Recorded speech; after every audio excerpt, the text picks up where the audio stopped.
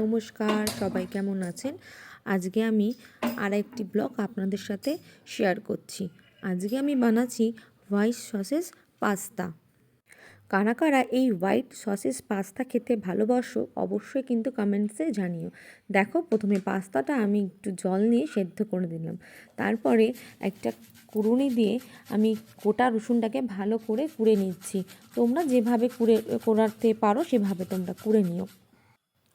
রসুনটা করতে করতে বলে নিই, যারা যারা আমার চ্যানেলটা এখনও সাবস্ক্রাইব করোনি প্লিজ সাবস্ক্রাইব করে নাও। সুন্দর সুন্দর রেসিপি এবং ডেইলি লাইফস্টাইল ব্লগ আরও অনেক কিছু দেখার জন্য অবশ্যই কিন্তু চ্যানেলটা সাবস্ক্রাইব করতে ভুলো না। দেখো, একটা কড়াই নিয়ে নিলাম, সাথে মধ্যে আমরা একটুখানি বাটার নিয়ে নিলাম, আর যে রসুনটা কুড়ে রেখেছিলাম সেটা কিন্তু রসুনটা দিয়ে দেবো। দেওয়ার পরে ওটাকে ভালো করে কিন্তু হ্যাঁ, অবশ্যই আঁচটা সিম করে রাখতে হবে। দিয়ে তাতে রসুন দিয়ে ওটাকে ভালো করে নাড়াচাড়া করে নিতে হবে। ভালো করে নাড়াচাড়া করার পর ওর মধ্যে একটু ময়দা অ্যাড করতে হবে। ময়দাটা কিন্তু অল্প অল্প করে অ্যাড করবে, একেবারে যেন পুরো ময়দাটা দিয়ে দিও না, তাহলে কিন্তু ময়দাটা ভালো করে মিক্স আপ হয় না। তো অল্প অল্প ময়দা দিয়ে, দেখো আমি অল্প অল্প ময়দা দিয়ে আস্তে আস্তে অ্যাড করছি। এরপর তার মধ্যে দিয়ে দেবো দুধ। দুধ দিয়ে ময়দাটাকে কিন্তু ভালো করে মিক্সিং করে নিতে হবে, একটা যেন ক্রিমি টেক্সচার আসে সেরকম মিক্সিং করে নিতে হবে। দুধও কিন্তু আমরা অল্প অল্প করে অ্যাড করে ক্রিমের মতন মিক্সিং করে নেব। আমার এখানে একটুখানি দুধ ছিল, আরও একটু জায়গায় দুধ ছিল, সেটা দিয়ে কিন্তু আমরা আস্তে আস্তে করে অ্যাড করেছিলাম। পারলে অল্প তোমরা জলও দিও, সেটা তোমাদের ওপর। দেখো, আমি জল আর দুধ দিয়ে অ্যাড করে পুরো বাটারটাকে একদম ক্রিমি টেক্সচার করে নিয়েছি। দেখতে পাচ্ছ ক্রিমি টেক্সচারটা? ঠিক এইরকমই তোমাদের কিন্তু ক্রিমি একটা টেক্সচার করে নিতে হবে।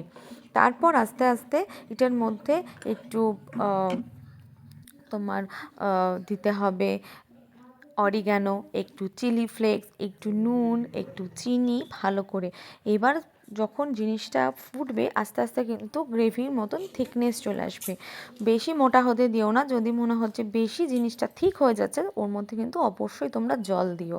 তারপরে কিন্তু আমরা দিয়ে দিচ্ছি মেয়োনিজ। আমার কাছে কিন্তু চিজ সেদিনকে ছিল না, তাই আমি চিজ অ্যাড করতে পারিনি, তোমরা কিন্তু অবশ্যই চিজ দিও।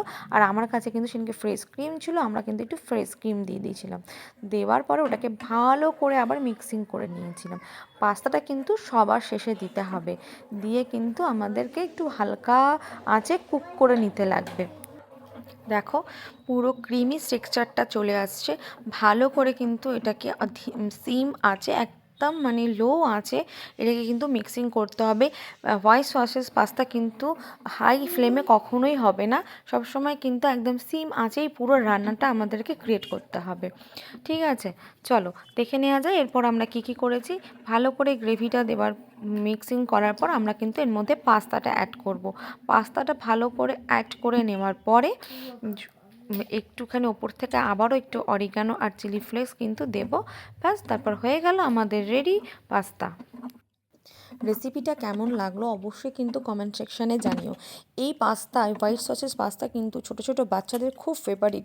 তোমরা কিন্তু টিফিনেও দিতে পারো, অফিসেও দিতে পারো, কিন্তু হ্যাঁ, ঠান্ডা হয়ে গেলে কিন্তু হোয়াইট সসেস পাস্তা খুব একটা ভালো লাগে না, একটু আঠালো হয়ে যায়। যদি তোমরা গরম গরম সার্ভ করে খাও তাহলে কিন্তু দারুণ লাগে। ঠান্ডা পাস্তা থেকে হোয়াইট সসেস পাস্তা সবসময় কিন্তু গরম খুব ভালো লাগে। দেখো, পাস্তাটা কিন্তু লাস্টে হয়ে যাওয়ার পর আমিও কিন্তু আরও একটু বাটার দিলাম, যাতে বাটারের স্মেলটা পাওয়া যায়। বাচ্চারা তো বাটার খেতে খুব ভালোবাসে। তোমরা যদি বাটার না অ্যাড করতে চাও তো সেটাকে স্কিপ করতেও পারো। তাহলে আমার রেসিপিটা কেমন লাগলো অবশ্যই জানো। আজকের জন্য টাটা, বাই বাই।